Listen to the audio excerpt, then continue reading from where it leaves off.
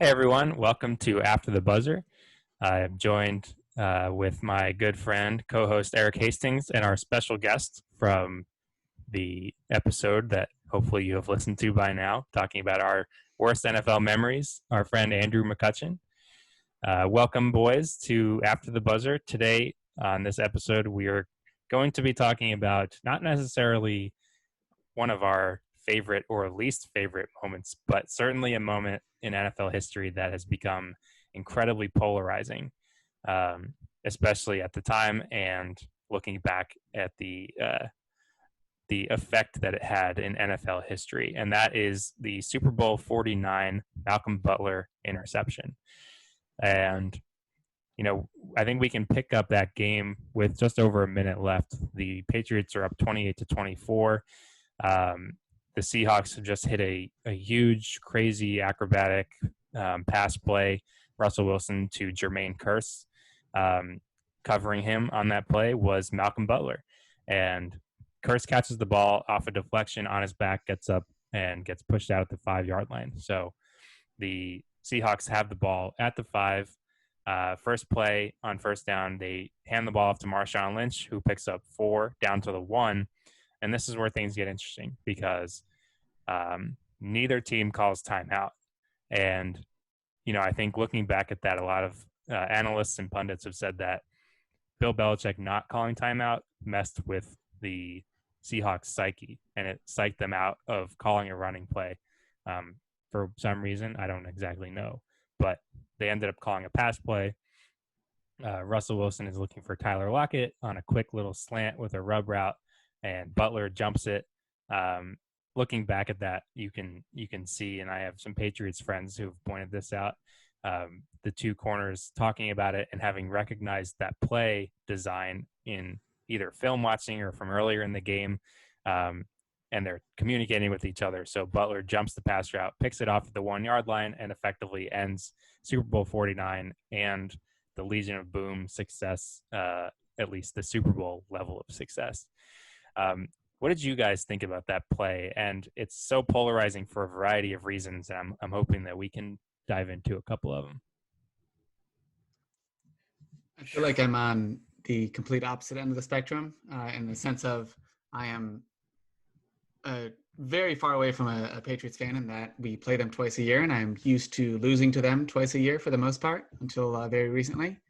But my wife, being the true blue Patriots fan that she is, growing up in Vermont, she was ecstatic. So there were two extremely different reactions to that play.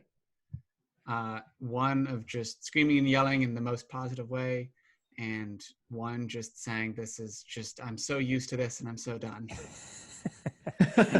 Well, I don't know if the viewers know you are a Bills fan. You've got your Bills hoodie on, so That's true. I can certainly appreciate that. Eric, what did you make of the actual call itself? Yeah, I mean, it all comes down to Marshawn Lynch, right? I mean, that's the thing that you remember, I think, most about the personnel that's on the field at that time. Marshawn Lynch had already had 100 yards that game, and probably if you had taken a poll, particularly of NFL players, I bet, and you had a chance for one running back from the 1-yard line to win you the Super Bowl, just on pure like folklore itself, you'd probably pick Marshawn Lynch because of the amazing kind of power that he's able to get in small spaces. And, he has probably the coolest run in NFL history, which we should cover sometime too. But for me, it all comes down to him. I know Russell Wilson now being an MVP candidate here in 2020, maybe that in retrospect is like, oh, well, it's Russell Wilson. Like, he can fit it into those kind of spaces. But it's not like his intended receiver was Calvin Johnson or something with these massive hands that could overpower somebody either. That was a pick play in the hopes that a smaller guy could probably slide in the end zone. But I think that's just too much math. That's too much mental math when you have somebody, when you don't even have to win it on that particular play, like Marshawn Lynch. I think it's what you call like trying to get too cute. You're trying to get too cute with it. Pete Carroll, one of the better head coaches in the NFL, probably the best head coaches in the NFL, but he seems like someone who maybe overthinks things at times. And for me, I always remember Chris Collinsworth's call too, where I just think that's an iconic call. I brought it up here. He goes, "I'm sorry, but I can't believe the call. I cannot believe the call. You've got Marshawn Lynch in the backfield. You've got a guy that has been borderline unstoppable in this part of the field. I can't believe the call." And it's a really human moment, you know? Yeah. And it's interesting to hear an analyst, get that human in that moment, because a lot of times, you get the kind of milquetoast commentary where it's like, well, this is why they did this, and you can understand this, and then it's just he completely broke from that and said, I don't understand why you would do this. And from a pure play call perspective, it doesn't make really any sense. And that's why I brought up earlier, a lot of those types of people and people recapping the game said he had to have been psyched out by something, because there's no way that you look at that situation with the guy behind you and not hand him the ball. And I think my favorite part personally from all of this is the following season of The League. If you guys ever watched that show, Yep. I highly recommend it. Some of the references will be dated now because it does revolve around fantasy football. But the first episode, the guys and the main characters of the show are on the beach somehow with Marshawn Lynch as part of their group. And one of the characters needs to get a drink or a beer or something. So he says, hey, can you get me a beer?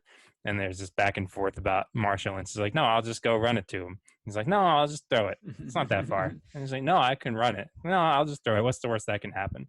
And then whoever it is throws it. And it like sets the whole barbecue on fire or something like that. So I recommend looking that clip up. It's pretty funny, and glad to see that Marshawn Lynch could at least make some fun of that play call. And I don't think it was that far removed from the Super Bowl itself. So pretty entertaining.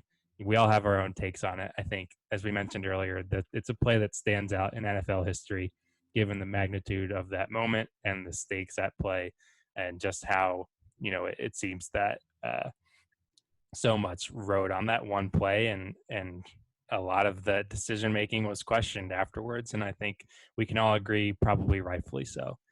Well, thank you guys for sticking around and talking through this with us. Thank you, everybody, for watching. And if you haven't listened to the main episode of Game Tape Rewind, give that a listen. And we hope you enjoy it. Give us some feedback if you want to share your own favorite or least favorite memories with us. And we'll see you next time.